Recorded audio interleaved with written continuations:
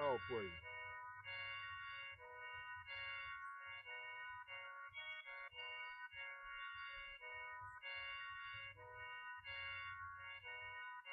Hebrews 13:17, prophets on the scene, wash your souls clean before we go into the gasoline. Took a while to understand Psalms 111:10. Brother calling me from Mississippi, trying to build a man. I flushed 14 grams, it made angels rejoice. It made me and Satan divorce, no spousal support. I'm running the course with my hand to the plow. Now, putting in the pebble the way Soldier James taught me how. Break it out, it strengthened my spirit when we in the building. Ain't no feeling like giving the precept for a precept giving. Preach, MOV condition, teach, 7-second living. We, 2 Timothy 2:15, represent them with a common interest. Prophesy to the wind, reveal the man of sin, endure it to the end. We the watchmen for Israel, cause we watch it for Israel. We the watchmen for Israel, cause we watch it for Israel. We the watchmen for Israel, cause we watch it for Israel. We the watchmen for Israel, cause we watch it for Israel. We the watchmen for Israel, cause we watch it for Israel. We the watchmen for Israel, cause we watch it for Israel. We the watchmen for Israel, cause we watch it for Israel. We the watchmen for Israel, cause we watch it for Israel. We the watchmen for Israel, cause we watch it for Israel. We the watchmen for Israel, cause we watch it for Israel. We the watchmen for Israel, cause we watch it for Israel. We the watchmen for Israel, cause we watch it for Israel. Test. Hey, shalom. Most High in Christ bless. Most High in Christ bless.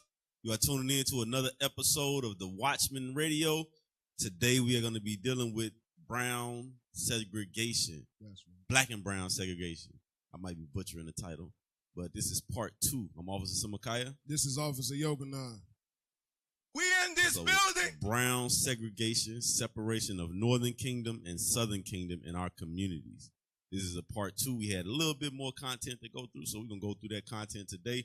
So without further ado, let's start off with Ezekiel chapter 2 and start at verse 1. The book of Ezekiel, chapter 2 and verse 1. And he said unto me, Son of man, stand upon thy feet, and I will speak unto thee. And the Spirit entered into me when he spake unto me, and set me upon my feet, that I heard him that spake unto me.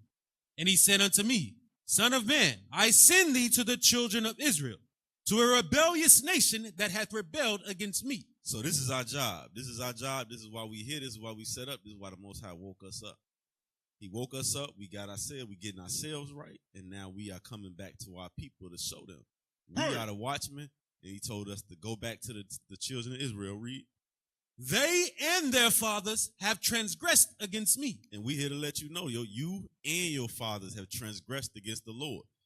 That's why we've been through the troubles and the various setbacks and things of that nature that we have been through over the course of history. That's why we can look back in our history and it's just turmoil. It's continual oppression. All of these things are going on because we was rebellious to the Most High. Read. Even unto this very day. Uh-huh. For they are impudent children and stiff-hearted. I do send thee unto them, and thou shalt say unto them, Thus saith the Lord God, and they, whether they will hear or whether they will forbear. So as we coming to you whether you want to hear it or not. Whether you see it or not, we still got to speak. We still going to speak the word of the Lord. Read. For they are a rebellious house. Yet shall know that there hath been a prophet among them. But when you start seeing things unfolding and coming out, and you heard this word, you're gonna be like, you know what? I should have listened to them prophets. I should have listened to them men that was on that radio. I should have listened to all them men that I seen various times over various seasons. I should have listened to them, but I ain't listened to them. So now I'm suffering the consequences for being rebellious. Read on. Verse 6. And thou son of man, be not afraid of them, neither be afraid of their words. So it says, be not. So we are instructed not to be afraid of you, your words, or anything else. Read. Though briars and thorns be with thee, and thou dost dwell among scorpions, be not afraid of their words, nor be dismayed at their looks, though they be a rebellious house. and thou shalt speak my words unto them. So this is what you're going to get. We're going to continually speak the words of God unto you. You're going to continue to read out the Bible. Even though you don't want to hear it, even though you profess to know God, when we read the words of God, you don't want to hear it. We're going to still teach it. We're going to still speak it. No matter how you feel, no matter how you think, we're going to speak the words of God, because this is the solution to change the state of our communities, the Black and Hispanic communities. This is how we change it, by taking heed to the commandments of God. This is what we must do. This is what we have to do. This is what we have been instructed to do. Did we read verse 8? No, sir. Read that. Whether they will hear or whether they will forbear, for they are most rebellious. But thou, son of man, hear what I say unto thee. Be not thou rebellious like that rebellious house. So we can't be rebellious like you. We was once rebellious, but now we've learned not to be rebellious. So we're going to continue not being rebellious, and we're going to come speak the words to you. Read. Right.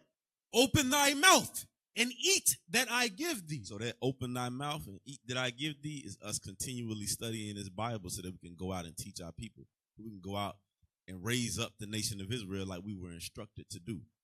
So we're going to go ahead and go into the topic. We're going to transition to go into the topic. Let's pull up that first video. Let's pull up that first video.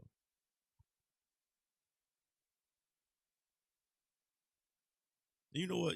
I'm going to start here. Go to 1 Kings real quick, just to give before we dive into some of this footage, just want to give a brief historical overview of the history between the Northern and Southern Kingdom, or the Blacks and Hispanics, because it ain't just in these current times that we've been divided, that we've been set up against each other. We've been kind of in a conflict with each other. This stuff ain't new. This stuff ain't just start within the last 100 years, 200 years. It goes all the way back to when King Solomon reigned. It goes back further than that, but it goes back to biblical times, and we're gonna show you that. We're gonna go ahead and go into that. 1 Kings chapter 11. Let's start at verse 31. So just a real quick, brief overview. We know King David. If you're familiar with King David, we know King David, when he was king, he was constantly at war. He was always at war. When his son became into rulership, which is King Solomon, there was peace. He ruled for 40 years, and there was peace in the land. There was no war, things like that. And he reigned over the entire nation of Israel, all 12 tribes. He reigned over the entire nation of Israel. So now we get into this point because Solomon sinned. Solomon went after all manner of women. He committed all type of wickedness, idolatry, built idol altars, all type of wickedness. So this is what we're reading right now. This is the judgment for the wickedness that King Solomon did. And the judgment didn't come in his lifetime because the promise that the Most High gave to David concerning Solomon. So it came after Solomon died. So let's read that. 1 Kings chapter 11 and 31. 1 Kings chapter 11 and verse 31. And he said to Jeroboam, take thee 10 pieces, for thus saith the Lord, the God of Israel, behold, I will rend the kingdom out of the hand of Solomon, and will give 10 tribes to thee. So this is the Most High prophets letting it be known that he's going to split the kingdom up. He will give 10 tribes to Jeroboam, and then let's jump to 34. Verse 34. Howbeit, read 31, read 32, 32. Verse 32. But he shall have one tribe for my servant David's sake, and for Jerusalem's sake, the city which I have chosen out of all the tribes of Israel. So he was ripping 10 tribes, but he was leaving one tribe unto David. Read. Jump 34. 34, yep. Verse 34. Howbeit, I will not take the whole kingdom. You know what? Because I did kind of breeze over a little bit of history. Let's just read through. Verse 33. Because that they have forsaken me, and have worshipped Ashtaroth, the goddess of the Zidonians, Shamash, the god of the Moabites, and Milcom, the god of the children of Ammon, and have not walked in my ways, to do that which is right in mine eyes, and to keep my statutes and my judgments, as did David his father. So these are the sins that Solomon committed, because he went after, when you go back to Deuteronomy 7 and 3, you read the law, it said we was not supposed to go after other women because they was going to draw our heart away from the Most High God and cause us to serve idols. That's what Solomon did. So we reading the judgment for Solomon's sin. Read. Howbeit, I will not take the whole kingdom out of his hand, but I will make him prince all the days of his life for David my servant's sake, whom I chose, because he kept my commandments and my statutes. But so he did this because of David's sake. He made a promise to David. So the Most High God is not a shifty. He don't make promises to be like, nah, I ain't gonna do that because you did this. He made a promise. He said he gonna stick to his promise. Even though Solomon sinned, he showed mercy and he said, because I told David I'm gonna do this, I'm gonna stick with it. So I'm gonna give one tribe to David. Jump to 36. 36. And unto his son will I give one tribe, that David my servant may have a light always before me in Jerusalem, the city which I have chosen me to put my name there. So this is the judgment. So now let's jump to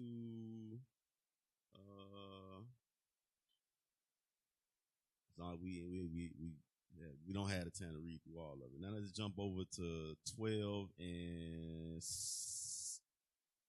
16. Just to bring it up to speed, when Rehoboam took over the kingdom in place of his father, and this is all prophesied to happen. But Rehoboam took over the place of his father. Who was his father? Solomon. The northern kingdom, which was under the rule of Jeroboam, they came to him to ask, can he take some of the load off that, let's just read. Solomon, yeah. You got it. Let's see. You got it. Let's read. Because remember why they were going to Solomon. They was going to Solomon. They was going to Rehoboam to lift up the burden that Solomon had the nation under. Right. Because Solomon had 1,000 women. Right. Had 1,000 women, and a lot of them was from other nations. And he was building altars to their gods, to worship their gods. And he had our people building them shrines, building them altars, building them houses. And it was a burden for our people. Right. Let's read 12, 3 and 4 real quick. Then we're going to jump. 1 Kings chapter 12 and verse 3. That they sent and called him, and Jeroboam and all the congregation of Israel came, and spake unto Rehoboam, saying, Thy father made our yoke grievous. Now therefore make thou the grievous service of thy father and his heavy yoke, which he put upon us, lighter, and we will serve thee. So they asked for him to lighten up the burden. So he got counsel from his counselors that was real counselors that his fathers had, and they told him, hey, it'd be wise to do so, to lighten their load so that there be peace. Then he also asked his peers, and they said, no, make it worse, make it harder. So he went with the advice of his peers, and then this is what happened. Let's go to... Hey, he was in the spirit of a rapper. You know what I'm saying? The rappers be trying to flex. Right. They be trying to, you know what I'm saying, they WWE superstars is what they really are. What the hell is this? Talking all that jazz, right? Yeah. And they said, listen, we gonna serve you. We gonna be yours. We gonna be straight. All you gotta do is just, ease up on what it is you're doing. But because our people so ignorant and want to flex, you will destroy everything. Right. Now jump to 14. So this is when they came back. He told them to come back. He told them to leave and come back in 3 days, and he's gonna give them an answer. This is what his answer was. Hey, you got some content too. That we were just talking about, the sister from your neck of the woods. Yeah. She want to flex real hard. Man. She in the same spirit as Rehoboam. Yep. Destroying everything. We're gonna get to that later though. Verse 14. And spake to them after the counsel of the young men, saying, My father made your yoke heavy, and I will add to your yoke. My father also chastised you with whips, but I will chastise you with scorpions. So he said he gonna make it worse. He made it worse. He was a nigga. Jump to 16. Verse 16. So when all Israel saw that the king hearkened not So unto just them, and then just to give further clarity, when it's saying so when all Israel, this is talking about the northern kingdom, which would be the Hispanics of today. The so-called Puerto Ricans, Mexicans, Latinos, all of those tribes, Cubans, this is what they're talking about. Read. So when all Israel saw that the king hearkened not unto them, The people answered the king, saying, what portion have we in David? Neither have we inheritance in the son of Jesse. To your tents, O Israel, now see to thine old house. So David. they said, if this the case, man, the hell with them. We're going to go to our own house. We getting up out of here. We ain't got nothing to do with them. Read. So Israel departed unto their tents. Now jump to verse 19. Verse 19. So Israel rebelled against the house of David unto this day. So Israel rebelled against the house of David unto this day. This is the blacks against the Hispanics. Right here in the Bible. This is not, it's not something new that's on the earth that's happening today. It's not new. Read on. And it came to pass, when all Israel heard that Jeroboam was come again, that they sent and called him unto the congregation, and made him king over all Israel. There was none that followed the house of David, but the tribe of Judah only. So Rehoboam only had the house of Judah at this time. As time went on, they also incorporated, you had Benjamin and also Levi, because the northern kingdom kicked Levi out. But Benjamin cleaved unto Judah. But just wanted to give that brief, and that's very brief. You want to go read it on your own and get a more in-depth reading and get all of it. I digest everything, but we don't have the time to go through all of it. But nevertheless, we're gonna go ahead and go on. Let's pull up that first video, because we want to show how, because a lot of what the masses constantly think about is that we are two different people, but yet when you actually examine and see the things that the so-called Latinos or Hispanics go through, we go through the same exact problems and issues amongst each other and against each other. So let's play this video. All right, all week you've heard about this, the scandal that rocked the city of Los Angeles after several Latino members of the city council were caught on tape making racist comments. Now, council president Nuri Martinez has now resigned. And among the several anti-black comments, Martinez said this about her colleague council member Mike Bonan's 2-year-old black son. Take a listen. It's like the oddest thing. It's like black and brown on this float. And then there's this white guy with this little black kid who's misbehaved. Este niño has they're not doing, the kid is bouncing off the effing walls on the floor, practically tipping it over. There's nothing you can do to control him. Parece changuito. They're raising him like a little white kid, which I was like, this kid needs a beat down. Like, let me take him around the corner and then I'll bring him back. All those caught on tape have apologized, but anti-black sentiment. I know what she's saying. Yeah. I know exactly what she's saying. But it's like they trying to, pick at little, right. They nitpicking, yeah, basically. And what she basically saying is they raising him outside of what's culturally acceptable for black children. You got to whoop a black kid ass. Right. That's all she's saying. This kid is uncontrollable. They being raised by people who are culturally different than him, and he is not going to be brought up the best type of way. Right. That's basically what she's saying. Basically that she's highlighting. This is what she's highlighting. Actually, let's go to Sirach 30. Absolutely. You want me to get to the point? Yeah. The book of Sirach, chapter 30 and verse 8. And a horse not broken becometh headstrong, and a child left to himself will be willful. So basically what she's saying is, if you just continue to let him run around, jump off the walls, do what he want, you ain't going to be able to control him. He going to get to an age where it's just going to be like, hey, I don't care what you say. Right. I'm going to do what I want to do. You've been letting me do what I want to do all this time. Why would I listen to you now? That's all she's saying. She's saying you have to discipline him. Read on. Cocker thy child, and he shall make thee afraid. This is what's going on. It says, cocker thy child, or spoil your child. Don't correct them when they doing wrong, when they doing evil. Read. Play with him, and he will bring thee to heaviness. Play with him. You treat him like he's your friend. Like, oh, he's just a child. He don't know no better. He's just being a child. Let him be. Let him be free. Right. That's what she's talking about. But by her being in the politics, I think she was the governor or something. I don't know. but she's a politician. She's on a mainstream. Her speaking like this, and it's leaked. It was obviously some type of micro recording was on, and she didn't know it. Somebody didn't like her. Right. Somebody said, we finna get this B up out of here. Right. It could have been somebody in the room with her. Man. Recording, and then it comes out, and now she looks like she's this heartless. Yeah, heartless. Racist. Right. And it's crazy because our people, they run a politics like that is the answer. Mm-hmm. You get in this politics, she probably had a clean track record, never heard of anything from her in the past. But because of the truth about where we living, because we living in hell. We living in a jail cell. That's what we living in. We living in a place to get ourselves together.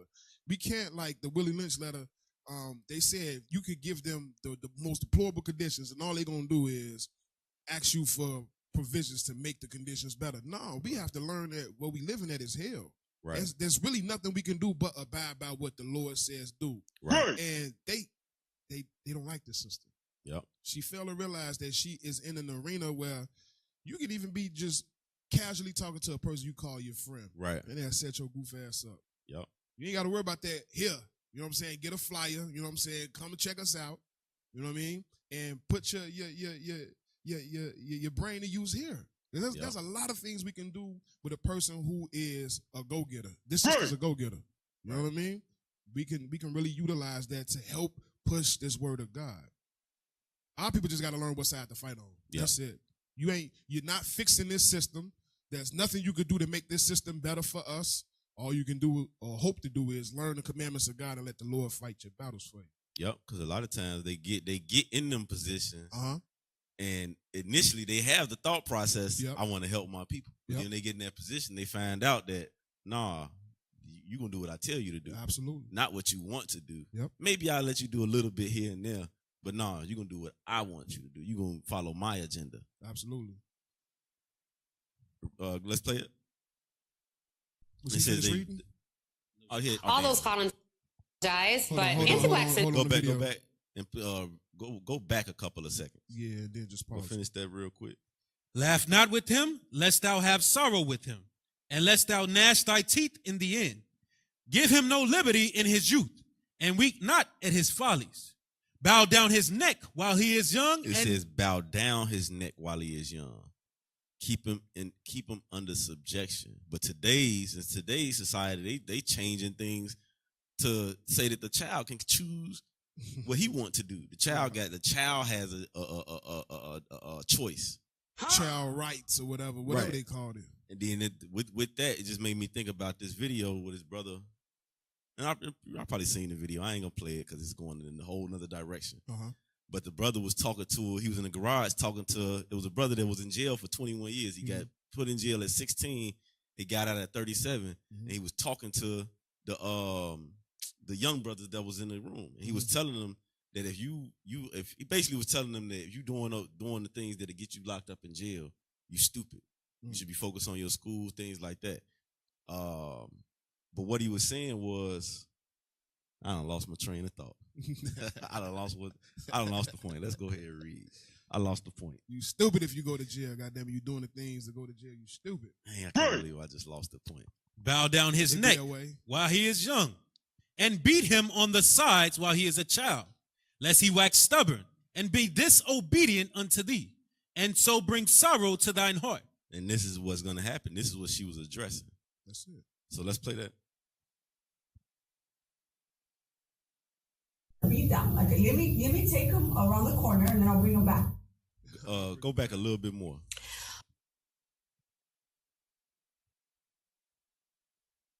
She was helping. She thought she was helping. Let me take him around the corner and I'll bring him back. Right. Yeah, all right. The effing walls on the floor, practically tipping it over. There's nothing you can do to control him. They're raising him like a little white kid. This is the biggest problem right here. She said they're raising him like a little white kid. Yep. That's what she caught the slack at. Because of that statement right there. So that lets you know that she's not fully converted to their side. Yeah. Because she's pointed out like it is. Yeah. They raising them like a little white kid. They got offended by that. That's what the offense come from. Yep. Wow. Got it. So go ahead. He's a beat down. Like, let me take him around the corner and then I'll bring him back. All those caught on tape have apologized, but anti-Black sentiment is much bigger than just this latest news, and that's what we really want to talk about today. Joining me now is Carmen Perez-Jordan. She's CEO of the Gap. Pause this real quick. And this is some biased reporting. This is some sneaky reporting. It's unauthentic. It's fake news. Right. What it is. Yeah. What they're trying to do is continue the rift. They're trying to continue the divide. They already know that black and brown relations are strained. Now they trying to highlight anything that look like it could be more to fuel the story that black and brown don't really get along. She's not doing anything. She's not said anything disparaging about blacks. In fact, like the officer pointed out, the real offense is at the whites. Right. But because we're so ignorant, we'll see a title or a headline and we'll run with it and we'll just be like, man, that's just another story. And won't even investigate ourselves to see, okay, what's really the story here. So, fake news, man. Fake news. Let's play. Gathering for Justice and a Chicana feminist. Tanya K. Hernandez, she's a law professor at Fordham University and author of Racial Innocence, Unmasking Latino Anti-Black Bias and the Struggle for Equality. And, of course, Arturo Vargas. He's the CEO of NALEO, the National Association of Latino Elected and Appointed Officials Educational Funds. Happy to have you with me. Carmen, I want to start with you because I think the most disappointing thing about all of this was, look, we've all known that anti-Blackness is prevalent in many parts of the Latino community. And just to inform our viewers, it's followed most American Latinos from their home countries. This is the result of Spanish colonizing, enslaving, and raping of indigenous and African peoples. But now that we're here, how do we change this? Because so many people were impacted by this sentiment. And I feel like it kind of set, coalition. Real quick. So what she just said, that was basically them being, you have a lot of them that's of a lighter complexion from the colonizers, from all of that, the colonizers raping the women and all of that. That's what she just addressed. Let's go to Hosea chapter 8 and is it 8 I want? 7 and 8. Hosea chapter 7 and verse 8. Ephraim, he hath mixed himself among the people. Ephraim is a cake not turned. So this is going into what she just addressed. Ephraim has mixed himself among the people, because when you actually go back further and you read through the history from where we started at the beginning with 1 Kings 11 and 12, once that split happened, the northern kingdom or the Latinos, the Hispanics, they went off, completely off. They had a multitude of kings, and none of their kings kept the commandments of God. They went straight off into idolatry. So they've been mixing with other nations and other peoples for a very long time. It's not just when they came over here and colonized the Americas. They've been mixing with other nations for a very long time. So it says Ephraim has mixed himself among the people, and Ephraim is a cake not turned. That's why a lot of them are lighter complected. Read on. Verse 9. Strangers have devoured his strength. It says strangers have devoured their strength. Part of that strength is the melanin that's in the skin, the darker complexion, the melanin. That's what some of that strength is. They devoured their strength, read. And he knoweth it not. And he knoweth it not, because I think it's more in this video or the article, but you see how the darker Hispanics or Latinos, they pinned against each other. The lighter Latinos, they think they white, they think they more connected to they Spaniard origin. Yep. So that's one of the divides that's amongst them. And even when you translate it to them dealing with us, it's the same thing. It's the same spirit behind it. Read on. Yea, gray hairs are here and there upon him, yet he knoweth it not. And the pride of Israel testifieth to his face. The pride of Israel testified to his face. Their history and all of that things that going on is evident that they are Israel. Read. and they do not return to the Lord their God. It's evident that these things happen because they turned their back on the Most High. But even with that, because God gonna judge you to your face, God gonna let you know why you going through the things. Right. But oftentimes us as a people, we ignore it. It says they don't return to the Lord. Read. Nor seek him for all this. So all of these things are happening, and they don't go back and seek the Most High. Read. Ephraim also is like a silly dove without heart. They're like a silly dove without heart. Read. They docile. Read. They call to Egypt. They go to Assyria. That's what we watching. They trust in the politics. They go to the Today we would see this as them going. They trusting in oppression. They trusting in them being Spaniards and what's the other one? The Spaniards. I'm gonna leave it at that. They trust in being Spaniards when they not. That's not their heritage. That's not their history. That's Portuguese and Portuguese as well. Pull the video back up.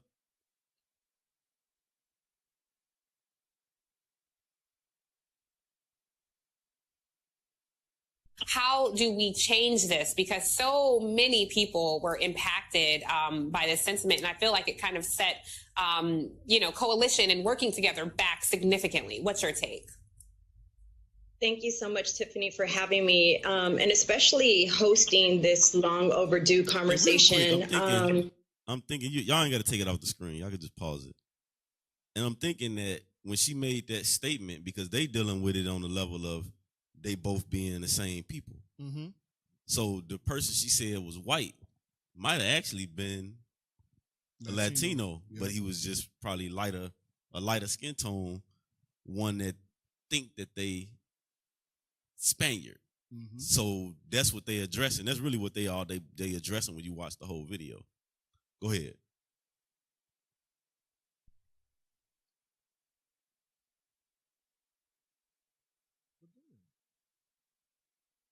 They trying to rush us. What's your take? To the end.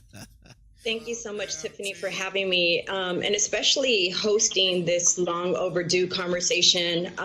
It has taken us a step back. Many of us have committed our lives to doing Black and Brown solidarity, Black and Brown liberation work, and it's going to take having courageous conversations. It's going to take acknowledging the whitewashing, the spreading of white supremacy, of the whitewashing of our history and our communities within the Latino community and the anti-Blackness. Some of the things that, I recognize, especially when we're doing Black and Brown solidarity work, is that we have to, use Kenyan nonviolence as a form of reconciliation. It's personal commitment. It's also gathering information and having courageous conversations. But there are many people who've been doing this work for quite some time. And as I've spoken to my colleagues who are in this field, it's a major... Now? 3 minutes, we're about 1 minute left. All right, go ahead.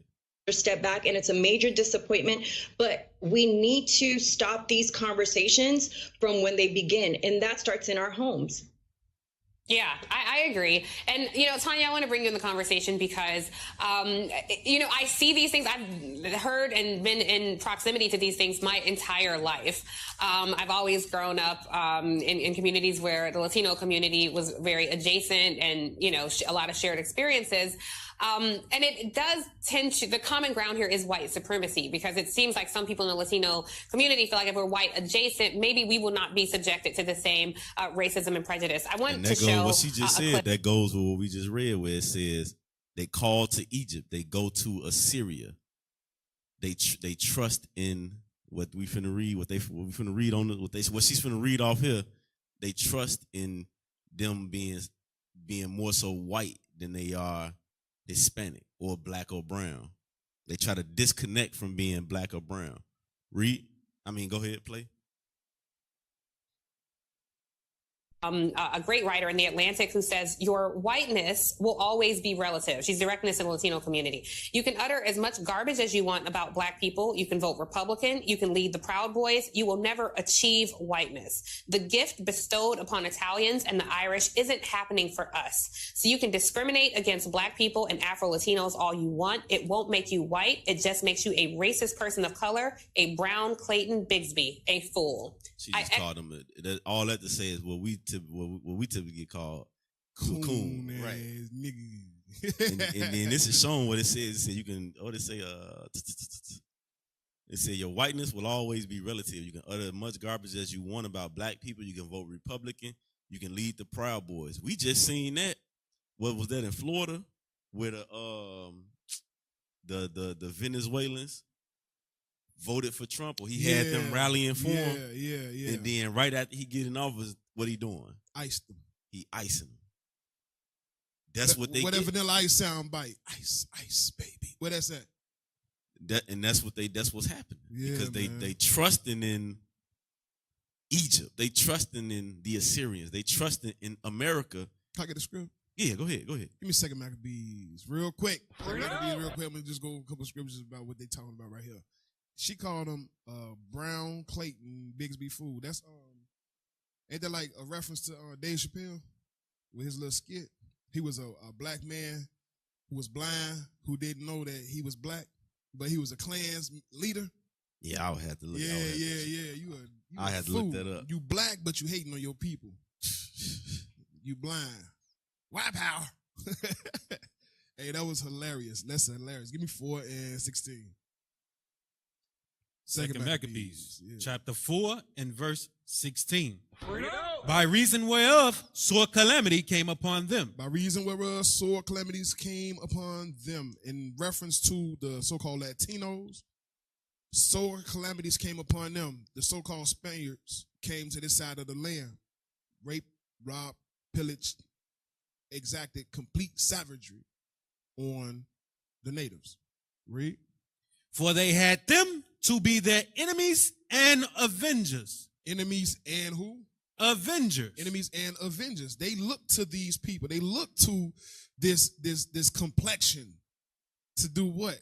To determine who is worthy in their culture. Read. Whose custom they followed so earnestly, and unto whom they desired to be like in all things. They want to be like them in all things. Give me Isaiah 28 and 15. They want to be like them in everything. You are a child of Israel.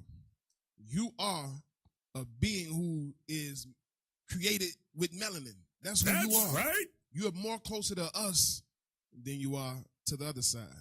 But for some reason, you've fallen victim to the brainwashing. Let's read. Isaiah chapter 28 and verse 15. Because ye have said, we have made a covenant with death, and with hell are we at agreement. When the overflowing scourge shall pass through. Now, when you read about in Revelations the 4 horsemen, you understand the prophecy as it's revealed. One of the horsemen is death, right? And we understand that there's a particular man on this earth who has the characteristics of death. He is involved with all type of war. He is involved in making sure that everybody bows down to him, and the result of it is death. He is the man of sin. Remember, the wages of sin is death. He is the death bringer. The so-called white man is death, right? Read. When the overflowing scourge shall pass through. Read it again from the top.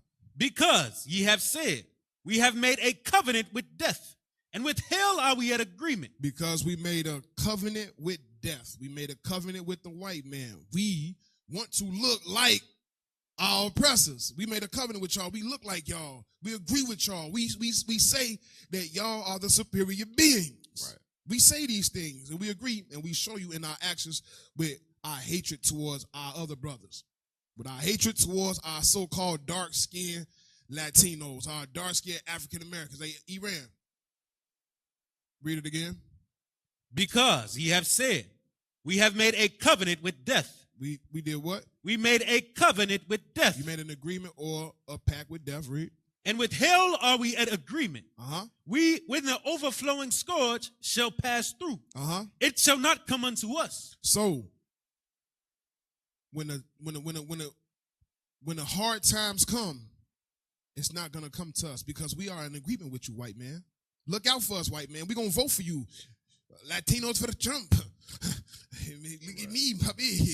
I'm on your side. No, read it again. When the overflowing scourge shall pass through. So when ICE come through the neighborhoods, what's gonna happen? It shall not come unto us. It's not gonna come to us. Read. For we have made lies our refuge. You have made a lie your refuge. You've hidden behind a lie, thinking that you're safe because you're white, when you're actually an Israelite. Read.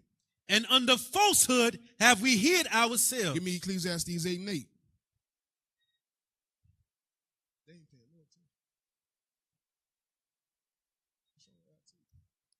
The book of Ecclesiastes, chapter 8 and verse 8. Uh-huh. There is no man that hath power over the spirit to retain the spirit, neither hath he power in the day of death, and there is no discharge in that war. Neither shall wickedness deliver those that are given to it. You hear that? Neither shall wickedness deliver those that are given unto it. So you can hide behind wickedness. You can play like death is your buddy and your friend. You can act like you're a part of them because you got the straight hair and the eye color and the skin color, but you can't hide behind that. You have no power to retain the spirit, and you have no power to use wickedness or the so-called white man and his policies as your refuge. Trust God. Go ahead and go back to the video. Was it more in that video? I think it was more in that article. Yeah, okay. So we can pull up that little first article. I think it's Article 3. That one? Yeah. We finished the video? Yeah. Because we got to that little image that was on the screen. That was the last point. All praise. So let's read this real quick. Latino or Latina and African American relations. Summary. African Americans and Latinos have had a long history of social interactions that have been strongly affected by the broader sense of race in the United States. Race in the United States has typically been constructed as a binary of black and white. Latino or Latinos do not fit neatly into this binary. Some Latinos have argued for a white racial identity, which has at times frustrated their relationships with black people. For African Americans and Latinos, segregation often presented barriers to good working relationships. The two groups were often segregated from each. I think that was it. It got cut off. Okay. But you know what? Y'all can pull it. Y'all got the link. Pull up the link, because it's not that long of a article. We should have the link posted with the image.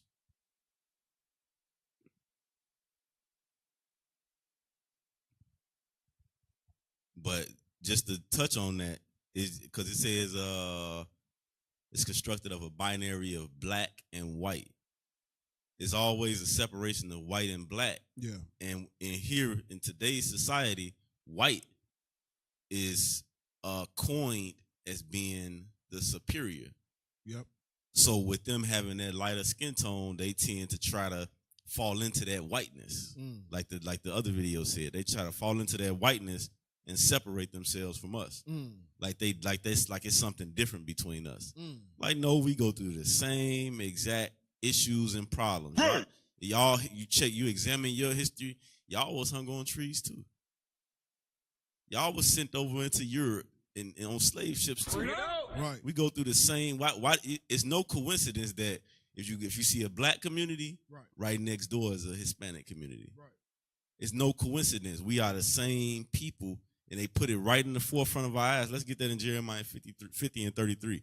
It's right in plain sight, but we always ignore it and overlook it and decide to war with each other versus build and grow with each other and understand that we are the same people. Right. Read that. Jeremiah chapter 50 and verse 33. Thus saith the Lord of hosts, the children of Israel and the children of Judah were oppressed together. The children of Israel and the children of Judah was oppressed together. That's why we in the same neighborhoods. No matter where you go, we are in the same neighborhoods. You're gonna learn today. It wasn't no coincidence that what did they call the Venezuelans? What the name they put on them when they put them? They sent them from Texas up here. What did they call them? Refugees? They didn't call them refugees. It was something else. I can't think of the names. I think it was migrants. Was it migrants? It was migrants. They called them migrants, but they put them in our community. That was what we just read. Read it again. Thus saith the Lord of hosts, the children of Israel and the children of Judah were oppressed together. They put them in our communities because that's their secret way of showing us that, oh, y'all the same people. We gonna dump it in, but we gonna make it seem like y'all different. And then our people, in our ignorance, they got these dang on. We express that hatred. Yep. Man, they putting all these damn Venezuelans in our community. Man, they tearing up our community. All the resources. They taking the resources. They got all the food stamps. Right. Did you Stop being a damn fool. Do you not look back and look at your own neighborhood before they got there? Yeah. You've been eating up the resources. Yeah. You've been tearing up the resources. It's trash. It was trash all in the neighborhood. What you doing to fix that? They robbing folks. No, you robbing folks too. Exactly. You doing the same thing they doing. Our gangs is tearing up the community, terrorizing the community, but then you want, man, they coming over here, the Venezuelan gangs is bullying us and taking over. Huh? Right, the pot calling the kettle black. Like, come on. It shows that we are oppressed together. We are the same people. Right. But we ignore the warning signs. We ignore it and act like it ain't there. Let's finish reading that. For African Americans and Latinos, segregation often presented barriers to good working relationships. It presented barriers to good working relationships, meaning it prevented us to being able to work together. Read. The two groups were often segregated from each other, making them mutually invisible. This invisibility did not make for good relations. They separated us. Read. Latinos and blacks found new avenues for improving their relationships during the civil rights era, from the 1940s to the 1970s. A number of civil rights protests generated coalitions that brought the two communities together in concentrated campaigns. This was especially the case. In concerted campaigns. This was especially the case for militant groups such as the Black Panther Party, the Mexican American Brown Berets, and the Puerto Rican Young Lords, as well as in the Poor People's Campaign. Interactions among African Americans and Mexican American, Puerto Rican, and Cuban American illustrate the deep and often convoluted sense of race consciousness in American history, especially during the time of the Civil Rights Movement. So I want to touch on something that we had went over earlier. We talked about something earlier as far as, the so-called Hispanics thinking that they white, you know what I'm saying, choosing a white side over actually who they really are, right? Give me Jonah, okay? Give me Jonah chapter 2. Situate my mic, make sure my mic is nice, make sure my mic is right. You know what I'm saying? Jonah 2 and 8, okay? Because a lot of our people, we had spoke in, what was that? Isaiah or Ecclesiastes? No, it was Isaiah 28. And we talked about make Elijah refuge, being in agreement with hell. With death, are you at agreement? Read that, Jonah 2 and 8. Jonah chapter 2 and verse 8. They that observe lying vanities forsake their own mercy. A lying vanity, right? Me no black. No, you're not white and you're not black. You are an Israelite. You observing this lying vanity, trying to separate yourself, just like the oppressor wants you to do. The oppressor wants you to think that you're better than us. We the same. We experience the same colonization, the same oppression. We experience these things. Why? Because we are the children of God who forgot our royal estate. Be better than trying to be like the white man. We're better than that. You're better than that. You're better than the white man. You know that? You are better than him. You are a child of God. Read that again. They that observe lying vanities. But you observe that vanity. You observe that lie. you embody that and you carry that with you as if that's the truth. I see them when it's Mexican Day or Mexican Independence Month or week, and the Puerto Rican Day. They really cherish that flag, and they really honor that thing, and they observe that thing as if it's something that's going to bring us closer when it won't. It's only going to help divide. Read. Forsake their own mercy. They don't want mercy. There is mercy in knowing that you are a child of God. There's mercy in knowing that you and the blacks are one family. There's mercy in that. Remember, Christ died to bring that house together.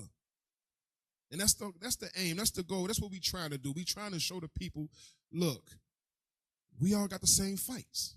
Look at these brown folks. Look at them. These people that you see on your screen. They have to fight for civil rights just like we had to fight for civil rights. Because the same man that said that y'all are nothing, they wanted to cause a divide. They wanted to cause a rift. And you said, okay, master, I don't want you destroying me like you are destroying the blacks. So I'm in agreement with you. I'm in agreement with you. You're forsaking your own mercy because the salvation you're looking for, it comes in you bonding with your brother. You realizing what the true fight is, what the true mission is. Go to Wisdom of Solomon 13. Matter of fact, give me John 4 and 22.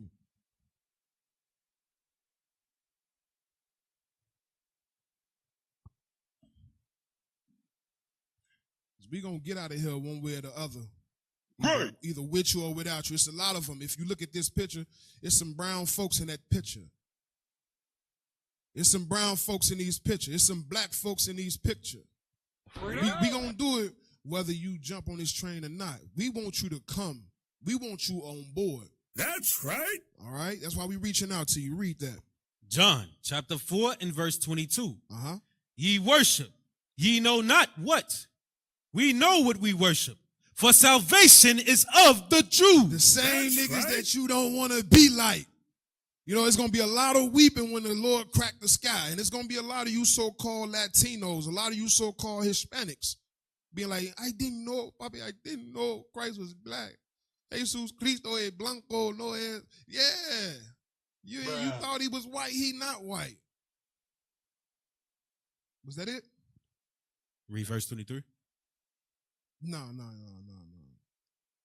Salvation is of the Jews. Understand who the Jews are. Understand that you are a Jew. And let's bring this thing home, man. Let's come from the oppressor. Let's come from the things that he said is glorified. And let's glorify the Lord. Let's glorify his word. All right? Did we pull up the next video? Okay, let's go back to that article then.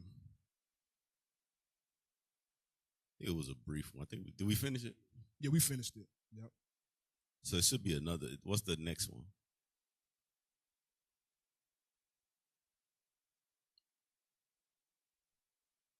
Is it? Yeah, let's play that video.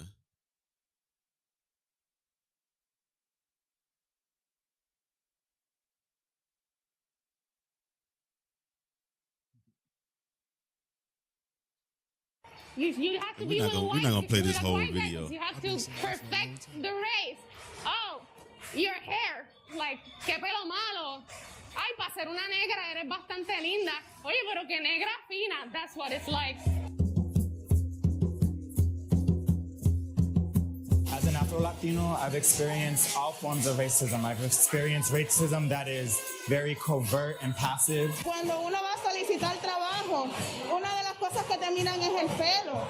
Te dicen que te tienes que peinar, pero ahora mismo ya estoy peinada. I've also experienced direct racism, been called racial slurs. I've been told, why do I live in a certain neighborhood? Cuando te dicen, ¿verdad?, que eres feo por no tener unas características semejantes a las características europeas, a las You see that they try to get us to hate our natural hair, hate our natural skin tone.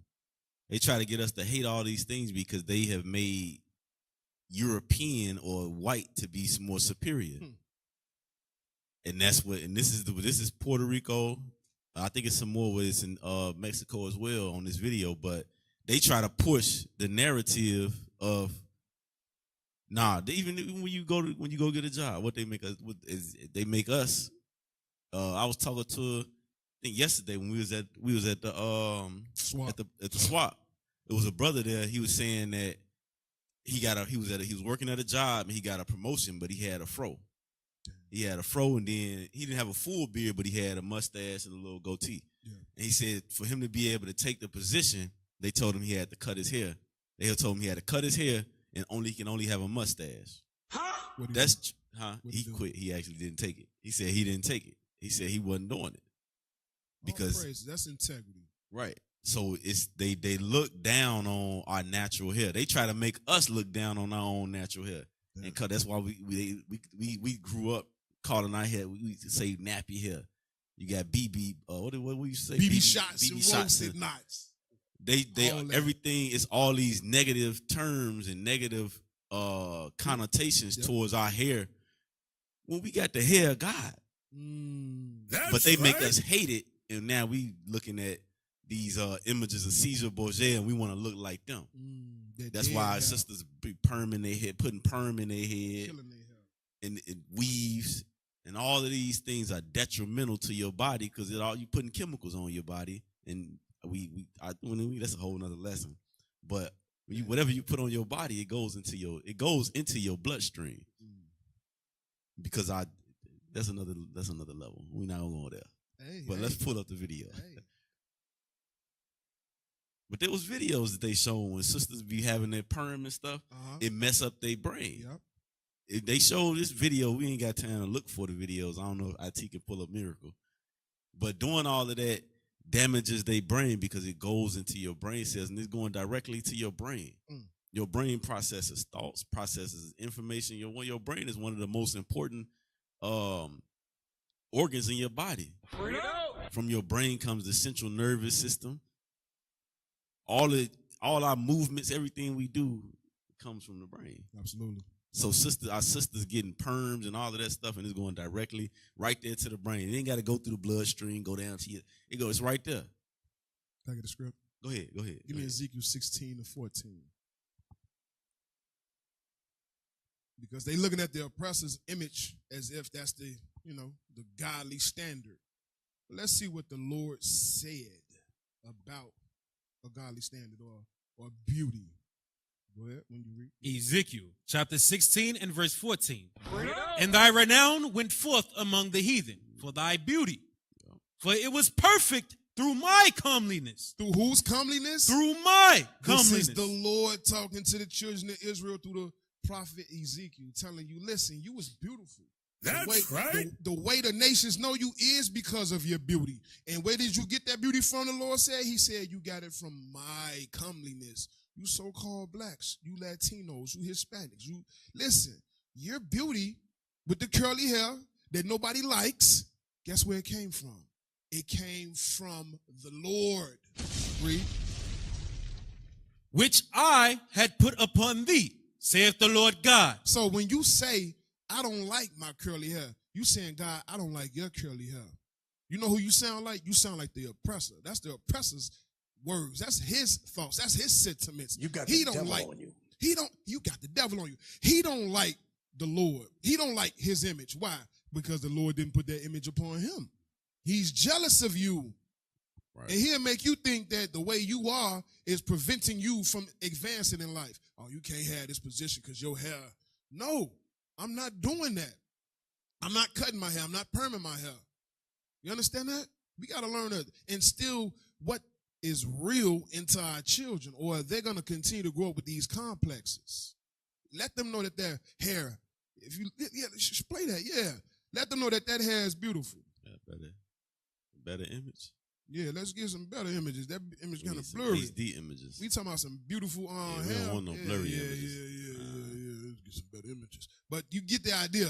The idea is that curly hair is beautiful. And you don't have to make it salacious. You don't have to make it sultry. You ain't got to put on all the lipstick and make yourself look tantalizing. No, you ain't got to do all that. That was it for that scripture. Just know that your beauty is God's beauty. He had it first. He made you, so-called black man, Hispanic man. He made you in his image. You read about that in Genesis. Right. And we see that it says thy renown. That's a heavy our word. Fame. Yep. Meaning they want to be like us. They want to be like us so bad that they brainwashed us to now we trying to be like them while they trying to be like us. Damn, because they know that we greater than them. They know that we got the hair of God. They know these things, but we don't. They hid it from us. Go back to the video. Feo por no tener unas características semejantes a las características europeas, a las características blancas. There's also a problem about colorism. It's people of the same race with different skin colors, and they don't recognize their own privilege. A lot of white Latinos, they say, oh, how can I be racist? I have black in me. Oh, my great-granddaddy is black. But yes, you can be racist. Just because you use that excuse does not cover up the fact you are a white person and you have privilege over black Latinos. I definitely have felt the privilege of being white passing. I don't think I realized it when I was a kid. From probably the day that I was born, people commented on que blanquita, que pelo tan lindo, que pelo tan lacio, you know, all of these things about my appearance. And it wasn't until later on that I noticed, wow, this is actually something that is rooted in colorism and something that is rooted in racism. And, you know, something that might sound nice to me is actually perpetuating a system that And as I was watching this, what it makes me think about is the Willie Lynch letter. That's the same thing they did to us. Yep. It's the same exact thing, because even up you got Judah that's lighter complected. Yep. And they pinned us against each other, light skin versus dark skin. Of course, you go the old to the young and all of that. Right now, but we talking about the color, but they did the same exact thing to us, and made the lighter complected Judah feel like they was more superior than the darker complected. When actually, and then of course we all, you know, we all the same people, but it's actually the other way around. The darker you are, like they say, the darker the I don't even want to say that. The blacker the beard is. I don't want to go there because that's a whole nother. It has a whole nother meaning on it. But the darker you are, you actually in a better case. I'll say it like that. I can't think of no other way to say it. But the darker you are, you are better. But we are the same people, ain't we? But they used it. My point is, they used that to pin us against each other when we shouldn't even be focused on that. Right. We shouldn't be focused on, oh, you lighter than me, so I'm a little. You think you all that? You think you better? No, that's not how we supposed to be moving. We supposed to be working together. Right. And even with the Northern Kingdom, with our Latino Hispanic brothers, we supposed to learn how to work together. It shouldn't be a case where, because I know this is something that we've dealt with here in Chicago, where because most of our congregation is Judah, and we've had situations where our Northern Kingdom brothers will come in, and they'll come in, don't talk to nobody, don't really communicate, don't ask no questions. And then they'll leave, and we be like, man, what happened? Why'd you leave? Well, no, Judah got a problem. Y'all racist. It's like, bro, who did you talk to? Did you ask any questions? Did you talk to? No, I ain't talk to nobody. I could just feel it. Yeah. Like, they feel out of place. They feel out of place. Right. So we got to get rid of that. We got to get rid of that. That's how we're gonna be able to come together, grow, and build. We got to get rid of those thought processes. And even if you are Judah, you do got that spirit. You got to get rid of it. We got to shake that spirit. We can't be rolling like that. That's one of the enemy's devices, though. Can I get a scripture? Go ahead. Give me Mark chapter 3 and 27. That's one of the enemy's devices. Just like you said in the Willie Lynch, they got that from knowing our people. Right. You keep us divided and we'll never be able to unite. You got people coming in here and leaving. Why? Because they don't feel like this is home because of the biases they came in here with. Yep. We got a few that's hanging tough. All praise to the Lord. We're going to need them to stay strong. Yep. But we need more y'all to come on in. Read. Mark chapter 3, verse 27. No man can No enemy. No enemy. And we were talking about the white man specifically. Read. No man can enter into a strong man's house. We the strong man. The Israelites, we are the strong man. Read. And spoil his goods. His goods. Spoil his goods, meaning divide him, his being, the way he is, his connection with God. Nobody can do that. Nobody can sever us from our God, but how? Except he will first bind the strong man. You gotta bind the strong man. Exploit differences in the dark versus the light. You gotta highlight some things and make it seem like there's reward for choosing one over the other. You have to do that. You have to bind that strong man, make them think that they are better than each other when they are actually one. Read. And then he will spoil his house. Then we're here to spoil our house. Our house is being spoiled at the moment. It's time for us to wake up, come out of this slumber, like Isaiah 52 say. Shake yourself from the dust. Right. This is that hour. Come on, my brothers, let's come in. That's it. Go to Isaiah 11 and 12 real quick, because this is what we're gonna be placed together no matter how we feel, right? How we think, what we think. We have to work together to actually allow the proper things to come to pass. We got to work together. We got to learn to work together. We got to learn. We in the same communities already. Right. We got to get rid of that colorism, as they call it, or that racism amongst our own nation, amongst our own people. But read on, because this is what's going to happen. This is what we in the process of doing and building. Read. Isaiah chapter 11 and verse 12. And he shall set up an ensign for the nations. And he's going to set up an ensign for the nations. The ensign is like a banner. Hey, come over here, y'all. Hey, you. Y'all think y'all different, but hey, come on over here, because we the same people. That's the Bible. The Bible, we bringing the Bible out from nation to nation, letting us know who we really are. This is the call to come into this flock. Come back to the flock. Come back to the fold. You've been living your life all this time thinking that you're different, but no, you're not different. We're not different. We the same people. Read. And shall assemble the outcast of Israel. This is the northern kingdom. The northern kingdom, the Latinos, Hispanics, the Native Indians, they're going to be gathered. Come on in, read. And gather together the dispersed of Judah from the four corners of the earth. And also the dispersed of Judah, the more darker tribes, as we would say. All of us going to be called and brought back together. This is what we're trying to show you all. Read on. The envy also of Ephraim shall depart. The envy of Ephraim shall depart. Ephraim, the northern kingdom, the Latinos have to stop being envious of the southern kingdom, which is Judah, Benjamin, and Levi. The blacks, the West Indians or Jamaicans, and the Haitians. Read. And the adversaries of Judah shall be cut off. The adversaries of Judah shall be cut off. Our enemy is going to be destroyed. They're going to be judged. They're going to receive judgment. Read. Ephraim shall not envy Judah. And Judah shall not vex Ephraim. So this is what we have to learn how to do when we come in here. We come in, we may feel funny because we're not accustomed to being around each other, but we got to get rid of that thought process. We got to get in our Bibles, start applying the commandments, and then we're going to learn to be able to work together. But the only way we're going to learn to do that is when you come in, you may feel uncomfortable. But don't get to thinking that, get Sirach 3 and 24, because this is what that is. This is what happens. Because it happened quite a few times here. And when you ask questions like, hey, did he say they talked to somebody? Did he talk to somebody? Did somebody say something to him? Hey, let's get him on the phone. Hey, did somebody say something to you? Nah, ain't nobody say nothing to me. No, I didn't say nothing to nobody. Nobody said this, that. It's like we got to really get rid of that. But read that. The book of Sirach. I'm not saying that it don't happen. Not saying that it never happened. Not saying that somebody may have said something or gave a certain look that actually was on that.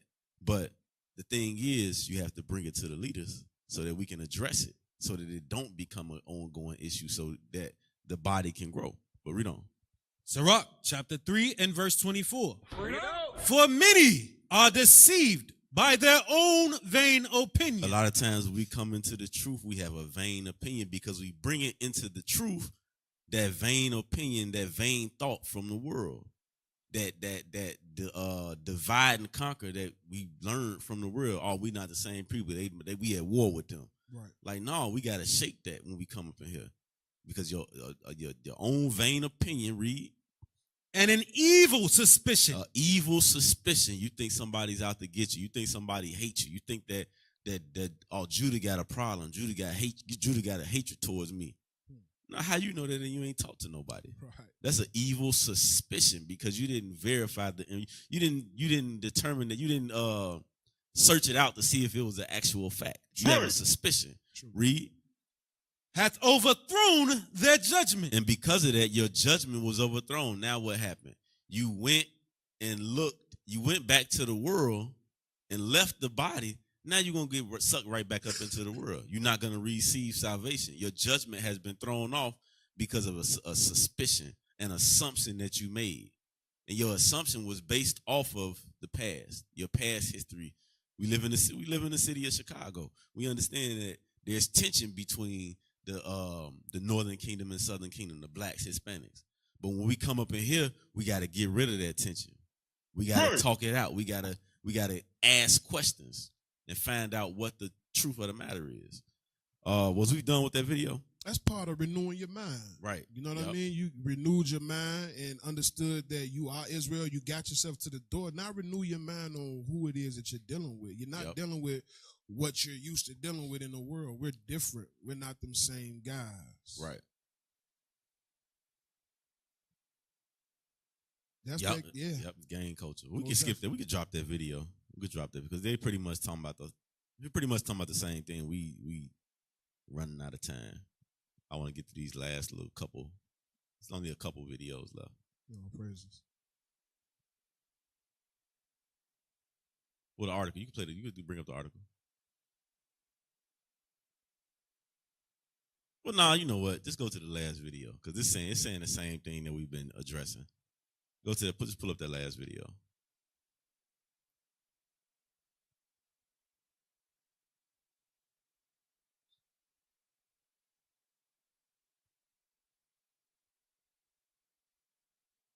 Lil Woody explains how different races behave to each other in jail. Check this out. A lot of Mexicans don't like blacks because I was talking to Mexicans. I said, why y'all don't like black people? He said, black people, we're quick to turn on each other. He said, when a Mexican come in, like we in jail, and he showed me. He said, let's sit right here and watch. So they bring new people in. He said, watch this. When a Mexican come in, other Mexicans run to the door, help him with his bag. When a white guy come in, white people go out there, help him out, get him situated. When a black person come in, all the black people sit back and say, that nigga might be a snitch. Or he might be touching kids. We criticize you before you come through the door. And he said, that's why I don't deal with black people. So that's a heavy point. That's a heavy point, but it shows that we, Judah, black people, as they say, we've been destroyed more than any of the other tribes. We've been destroyed more than any other tribes. Why? Because we the ones that's going to wake up and bring the tribes back together. Like the prophecies say when you read Zechariah 12:7. We've been brought down lower than any other tribe because of that very fact. We've been forced to be at his hip, learning all his ways, taking the brunt of all his anger, his aggression, all his pain that he experienced. He gave it right to us. Right. We ain't had nowhere to go. We didn't have Mexico to fly to. Right. We ain't had islands to go to. Yep. We ain't had quote unquote Africa to get back to. We ain't have nothing. Right. Judah had it the worst. So we gonna act a little different. Right. You know what I mean? Yep. So that's part of Judah. That's part of your repentance. You got to learn to love each other. You got to learn to love yourself. Right. Because if you can't love yourself, ain't nobody else gonna love you more than you should love yourself. Right. That's why the relations need to, change. Yep. Between us individually and then us as a unit. Otherwise, we're gonna keep chasing the same race. We're gonna keep running in the same circle. Yep. So with that will conclude our topic. We're gonna go right into the commercials. Some fire commercials too. Stay tuned.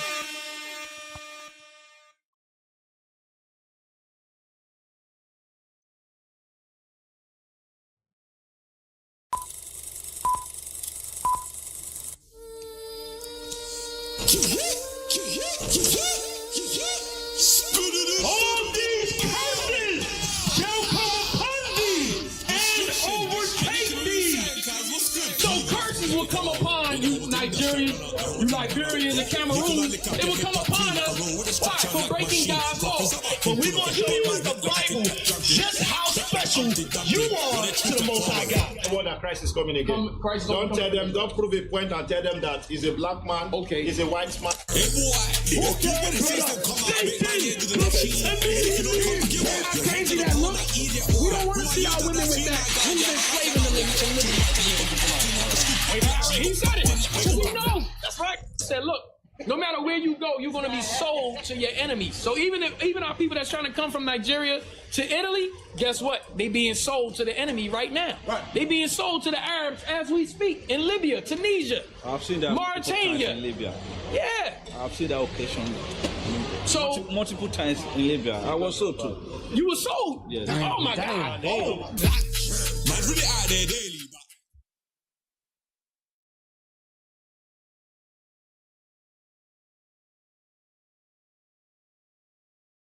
Sister here has an excellent podcast called Minding My Own Podcast. She actually gave us the opportunity to come on her podcast, and we were able to dialogue, talk about some problems in the black community and also solutions. What we have to learn to do is come together under the Lord, Jesus Christ, the Black Messiah, our Savior, and under truth, the keeping of his commandments. If I could just ask you, first time meeting us, what do you think? I think y'all are amazing. Definitely taught me a lot, and I look forward to learning a lot more. I learned that a lot of things that I knew in my life are not true. Would Christ kill me over what I'm wearing? Because he commands us, wear fringes, border of blue. Will he kill me if I'm not wearing what I'm supposed to wear? You think so? Yeah, at this point. You know, the Lord has gotten us through some excellent men, Elders Bishop Nathaniel, Bishop Yawasab, Bishop Kanai, and the Lord is using those men. And like that video I showed you, you got an army behind you, sis. When you come into the fold of Israel United in Christ and keeping in God's laws, it ain't just you. We go all out for our people. So, you know, we appreciate you for the opportunity.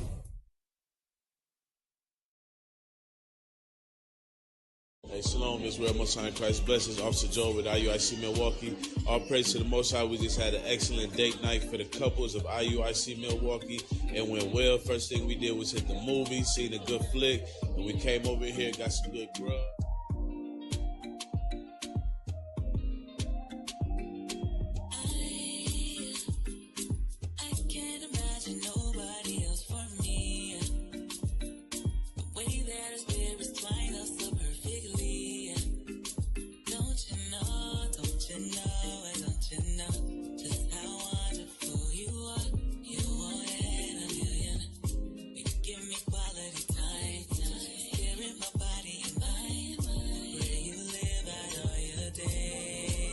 All praise to the Most High. This was an excellent event. Maybe next time you will be here with the couples on a couples outing. You hear me? Shalom. Hey, what you got to say, Rob? Man, hey, all praise to the Most High God. Hey, this was a successful event. It was very strenuous putting this thing together, but hey, all praise to the Lord. Great turnout. Couples had fun. Hey, can't wait till next time. Shalom. When we tell the restaurant to hold the what? Hold the flies.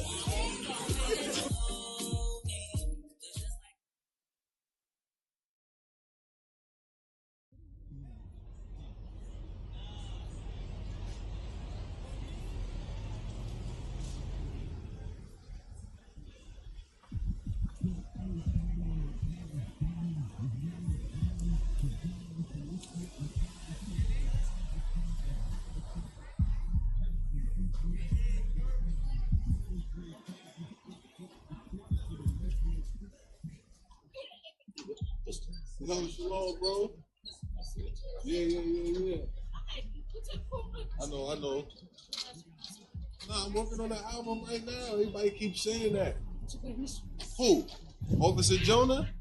Y'all told y'all to tell him to stop playing, B. Yeah, I'm working on the album. Nah, but I gotta do this Gaza challenge though. 6, 5, Hey, cool this flow though. Everybody in their palace dying, as malice flying to Zion, Philistia and Palestine. Pals is crying as violence finds Valentines, and each man's child is frying. When Israel's Gaza Strip gets eclipsed, it'll look like it had lava shipped.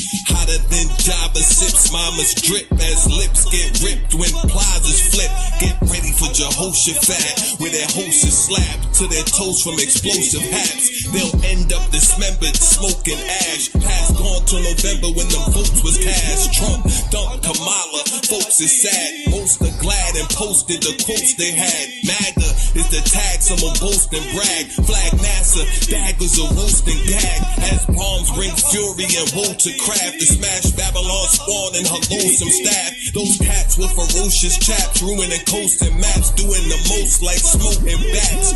Yoking and roping, throats with masks, invoking broken packs. Even boats they packed, we know everything wrote is the hope for blacks. They won't attack for that, it's supposed to crack. It's a rap.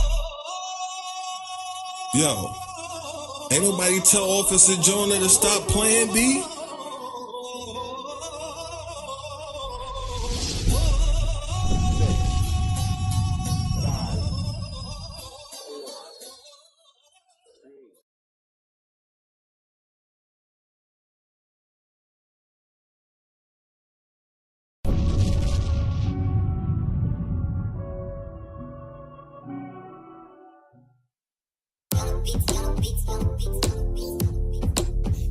I got the power.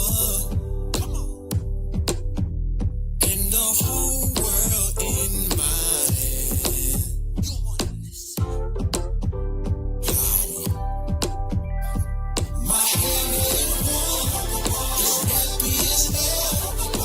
That's my power.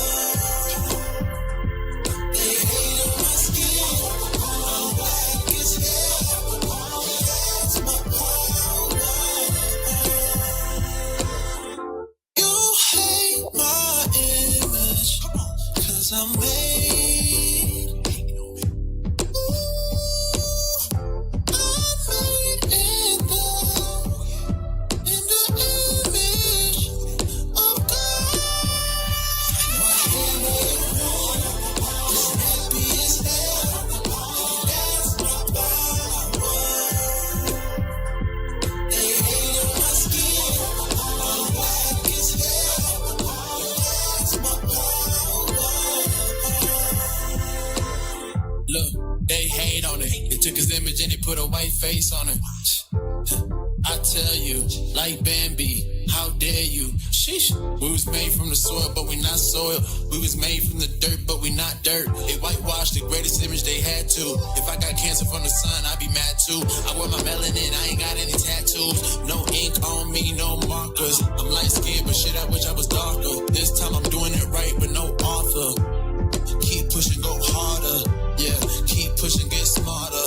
Like, I got it. Rest in peace to Mohammed. Rest in peace to your Christian church. That body's filled with embalming. I know that they gon' hate on me, but I'm just speaking Ebonics. Yeah, your church I cannot sit through. Leave me alone. I love myself and my big nose and my nappy ass head that a comb can't get through. My hand is warm. It's happy as hell. That's my power. They hate on my skin. I'm black as hell. That's my power. The heathen wanna be like me so much they painted a lie. They be saying Christ ain't got no color, so we won't recognize. We the people, yeah, we are the chosen. Identity stolen. We be causing commotions. They not like us, super sales, shout out to Semachiah. We the sons of God with the truth just follow. We the superheroes, yeah, no Marvel. Now you upset, now you wanna shut us down on the internet. You mad, the prophecies unfolding. This case is closing. I got power with God, just like Jacob. You know who I am, you know where I be. Be the light, keep your eyes on me. Yeah, you see it, yeah, I know you see it. We the salt of the earth, yeah, wanna be it. I love everything about my people. Who else would I wanna be? No one I got.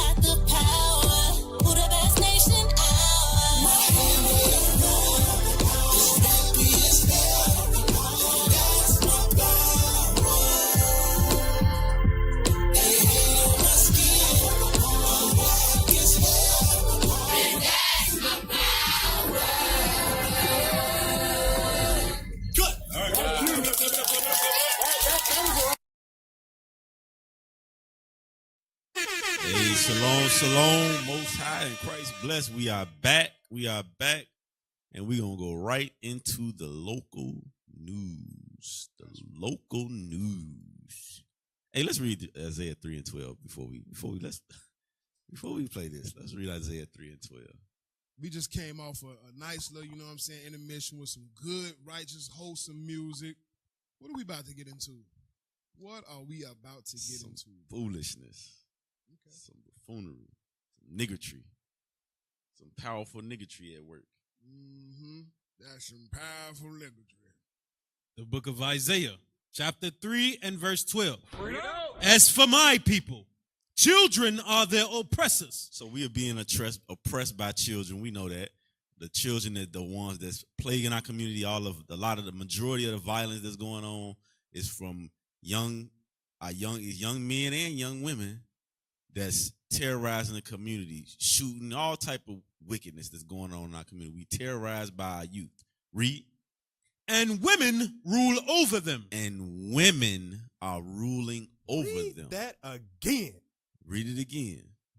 As for my people, children are their oppressors, and women rule over them. And women rule over them. Women that are destitute of knowledge, destitute of the laws of God, are ruling over our young men, over our people. Read. O my people, they which lead thee cause thee to err, and destroy the way of thy paths. Those that are in these women that are in various leadership extended beyond the household where they the mother, they raising up sons, but also a lot of these women are in politics. And they are leading us astray. The reason I read this, because what we about to watch, there's a lot of young women that's watching the behavior of this sister.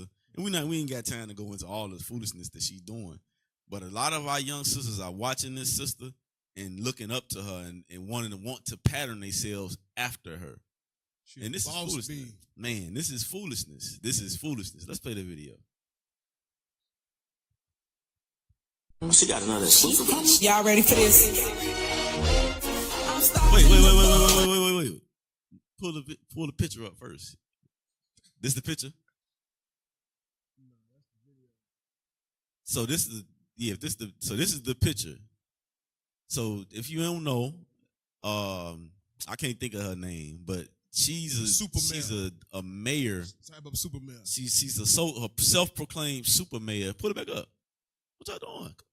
Okay.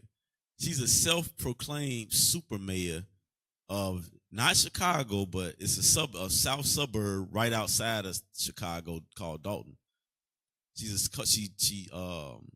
a self-proclaimed super mayor, and it says Dalton Mayor Tiffany Henyard teases music video ahead of election, because right now they're in the midst of they going through the re-election, and she been doing a lot of evil. I'll just say it like that. A lot of evil, mismanaging money, all type of things. Right. And this is the video that she has leading up into the election.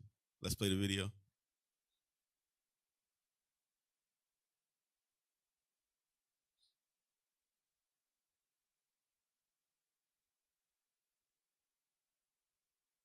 She got another super. Y'all ready for this? I'm starving the bud. I'm feeding the people.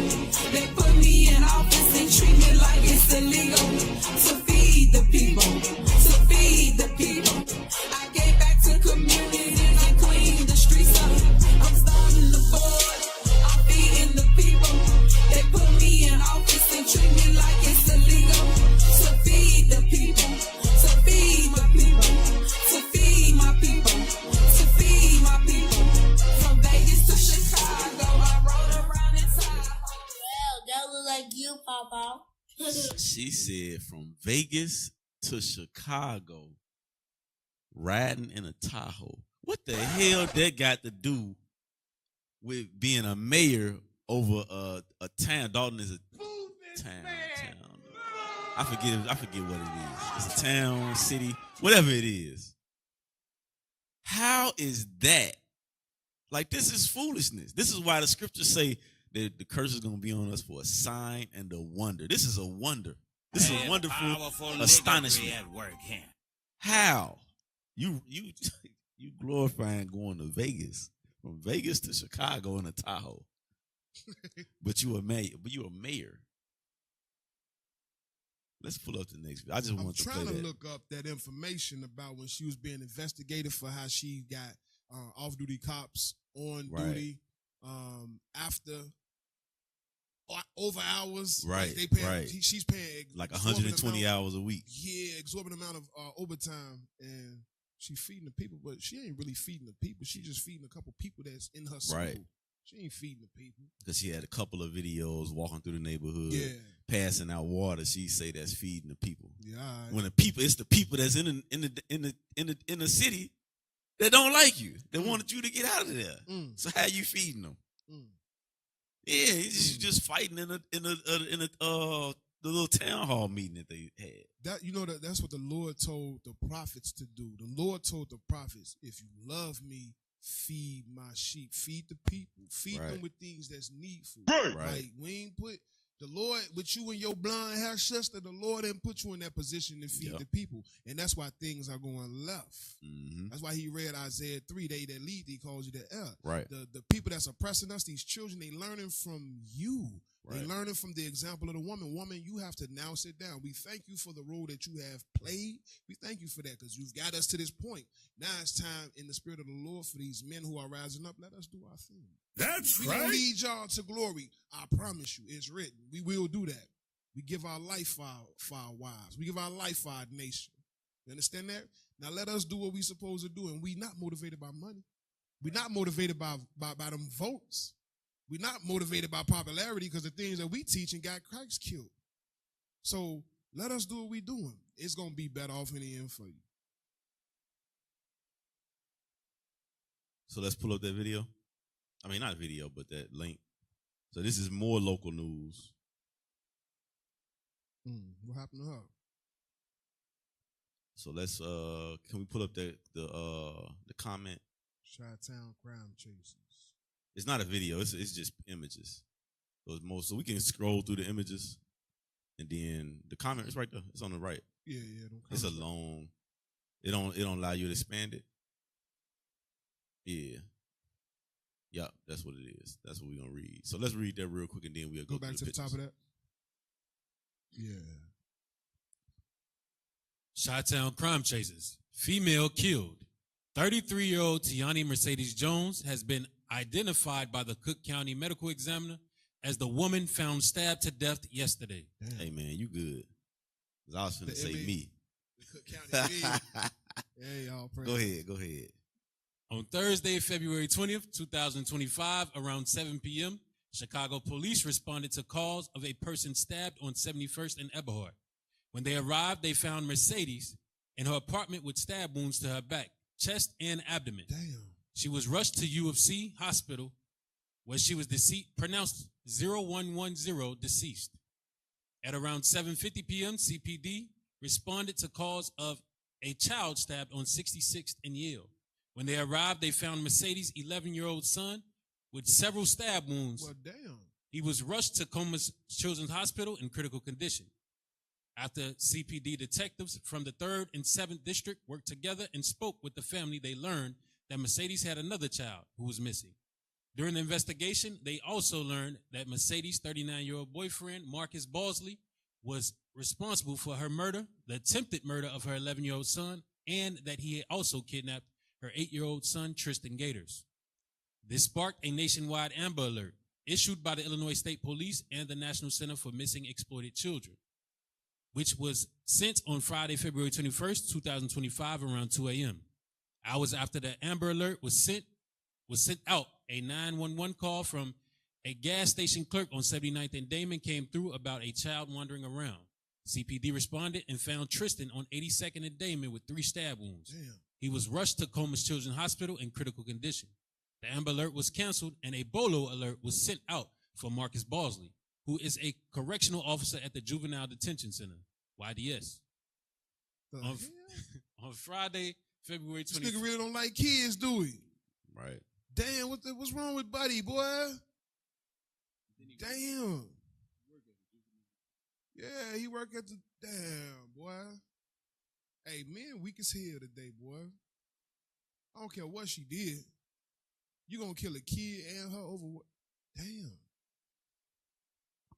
On Friday, February 21st, 2025, the Bolo alert was picked up by Indiana State Police and Lake County Sheriff's Office, who spotted Marcus in his 2017 Ford Escape. He thought he can cross the state line and get away because, you know, the east side in Indiana is so close. Right. Folks do their dirt on one side and try to run to the other side. All right. A brief pursuit was issued on I-65 in Gary, Indiana, where Marcus was apprehended and taken into custody after he attempted suicide with a self-inflicted stab wound to the chest. That's some weird shit. I ain't never seen anybody try to kill themselves, stabbing themselves. I done heard about some shootings. But stabbing? You really gotta really want and mean to do that? Stab? Oh, God. He probably had one in him and that was it. Like, I can't do it no more. Goodness. That's crazy, man. What, this do it go into what he did or what happened, or it don't go into nah, none of that? This a video for it. Ah, man.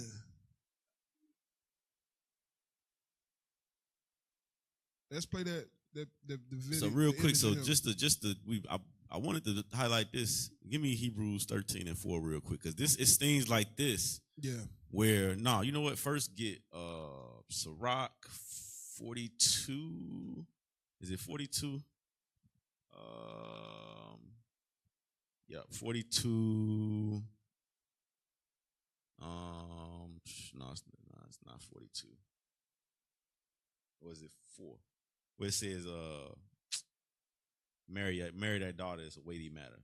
Is that 4?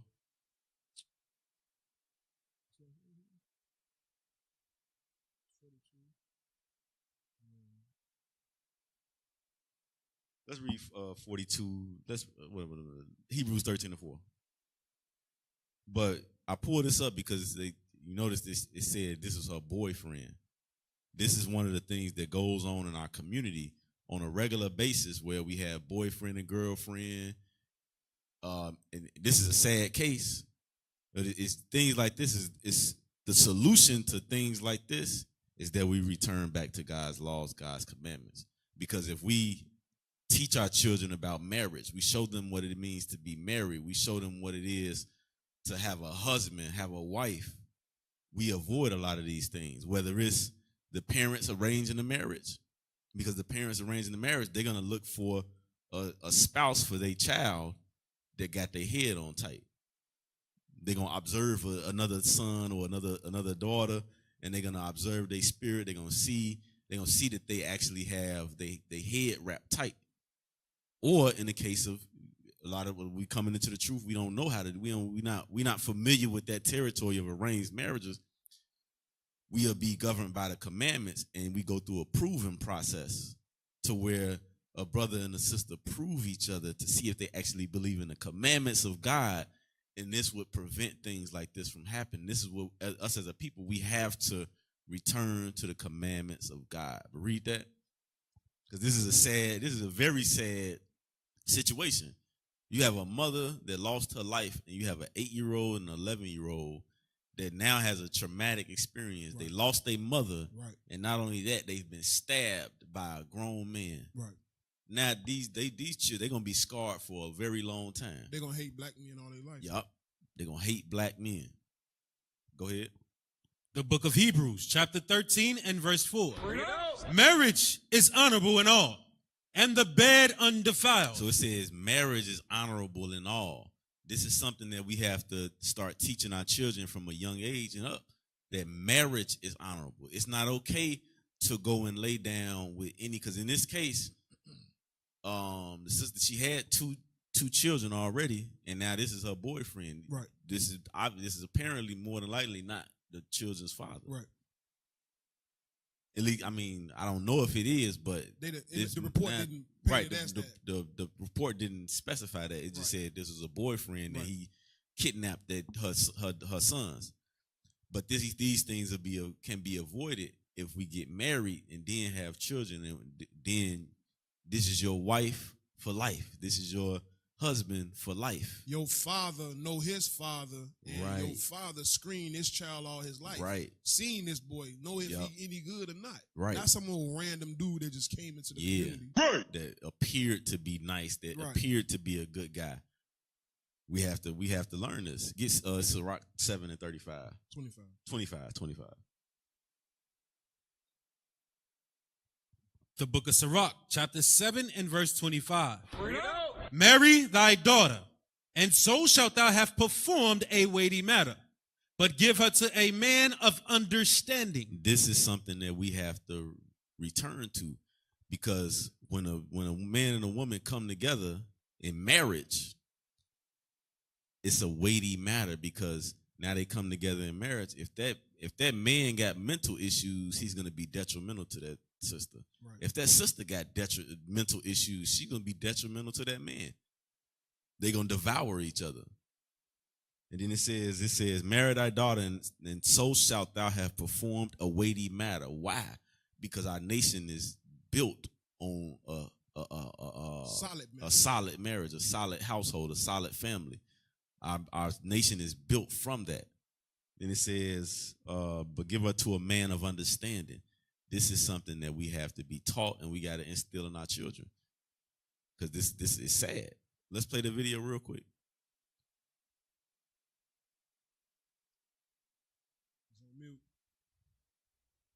This man, 39-year-old Marcus Balsley, this was around 7:40 last night. Police initially told us they were in a 2017 beige Ford Escape, but police then updated that to say they were in a silver 2022 Ford Escape. He styled and went ape shit crazy like a transsexual would. We done had transsexual knives out on us in camp. He rolling in the spirit of sodomite. Right. With Illinois license plates and a missing passenger headlight, that Amber Alert ended just before 4:30 this morning.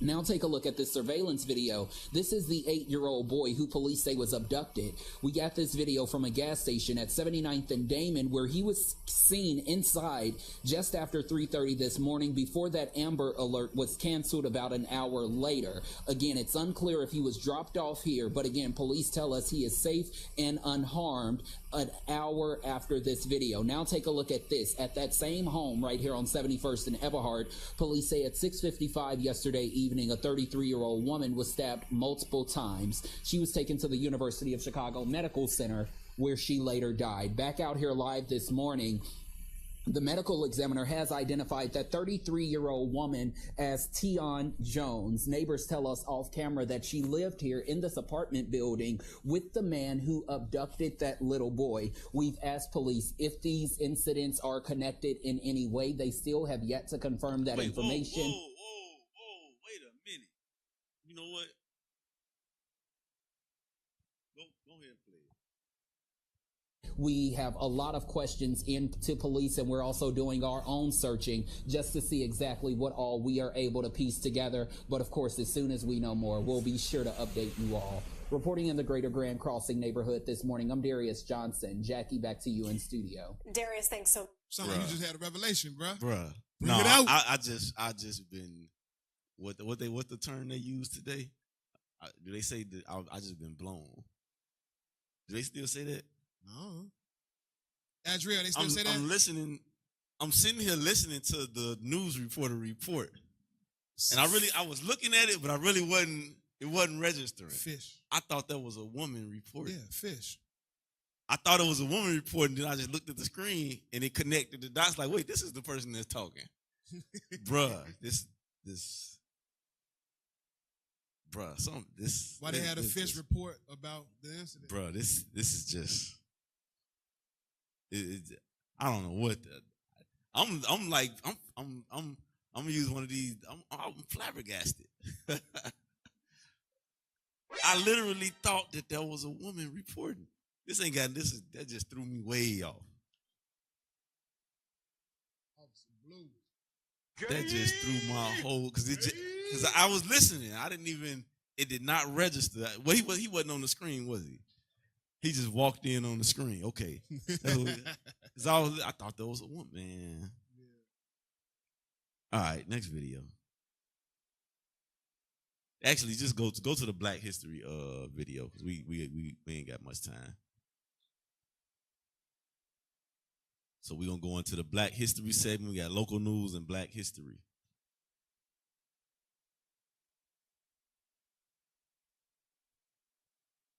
Did you know that an enslaved black man built a steam engine powerful enough to move a warship, but he was never allowed to get credit for? Yep. Let me introduce you to Benjamin Bortley. He was a self-taught engineer who was out here building machines at just 16 years old while he was still enslaved. But because he was black, because he was a slave, he was denied a patent for his work. So let's talk about how he still found a way to make history. Benjamin Bortley was born enslaved in 1830 in Maryland. And even though they tried to keep black people from learning, Benjamin was too smart to be stopped.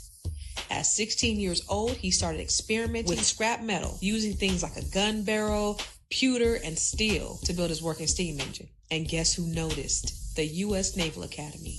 They saw his talent and they put him to work, letting him assist in scientific experiments, but not as a free man. Then in the 1850s, Benjamin took it to another level. He built a steam engine powerful enough to propel a warship's cutter at 16 knots. I have no idea what that is, but it was faster than most ships were at the time.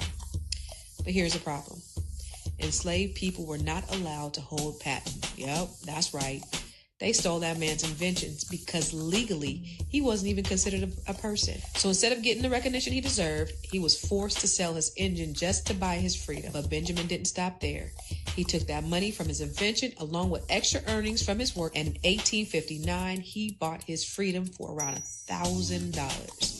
And then he kept pushing forward. He became an instructor in the philosophical department at the Naval Academy, using his knowledge to educate others. Benjamin Bortley's story is just one example of how black excellence was stolen, it was hidden, and it was erased. They didn't want us to own our brilliance, but guess what?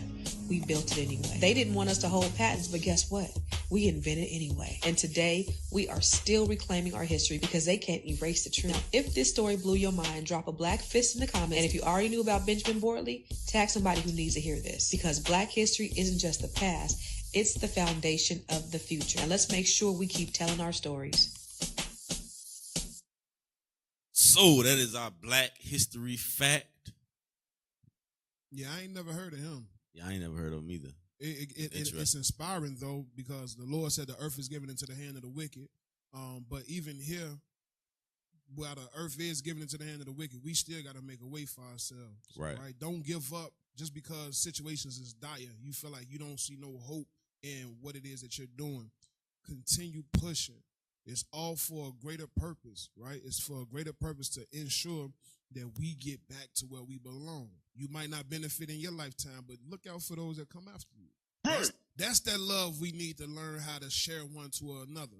Like, to hell with what I might experience in my life, I'm going to grind and give what I got so that those coming after me can have a better way. That's basically what we try and do here, man. So with that, what you just said, I'm going to end with this. Jeremiah chapter 29 and verse 5. Because that's what the officer just brought out. Just because we going through hell and think our life is it's seemingly like it's just full of hell, ain't nothing gonna get better and all of that. We just gotta keep pushing. We gotta keep pushing because it is things that we are able to do and can do, even though we in the midst of this captivity, even though we at the bottom of society. And I like to show these things because these are a lot of these things we don't learn growing up. We don't see these type of things. So a lot of if the vast majority of our youth and our children see these things coming up, it'll give them that extra boost of hope and esteem to aspire to be something, to aspire to be things that the environment would make them think that they can't be. Right. So I like to always end on some positive Black history facts because we always see the slave ships. We see the chains, yokes of iron, the various ways that we've been oppressed. We see that stuff a lot. And for our people, I know that our people, a lot of times, that stuff turn our people off. They look at it. Yeah, they get numb to it and they look at it as we just pushing negative. Yeah. Nah, that's not what we're about. We're about uplifting our people. Read that real quick so we can wrap up. Jeremiah chapter 29 and verse 5. Build ye houses and dwell in them, and plant gardens and eat the fruits of them. So even though we are in captivity, the scriptures tell us to build ye houses and dwell in them. Right now we're reading, this was during the time of the Babylonian captivity, but it's the same thing applies to us today.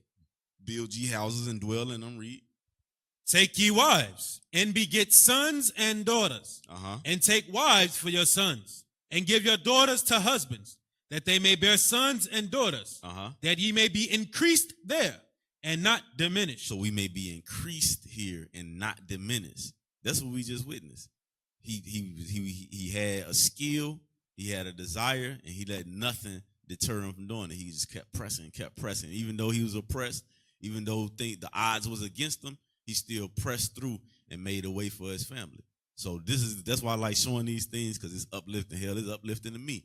So with that, you've been tuning in to the Watchman Radio, where we are watching for your souls. I'm Officer Semachiah. This is Officer Yochanan. Shalom, Most High, Christ bless.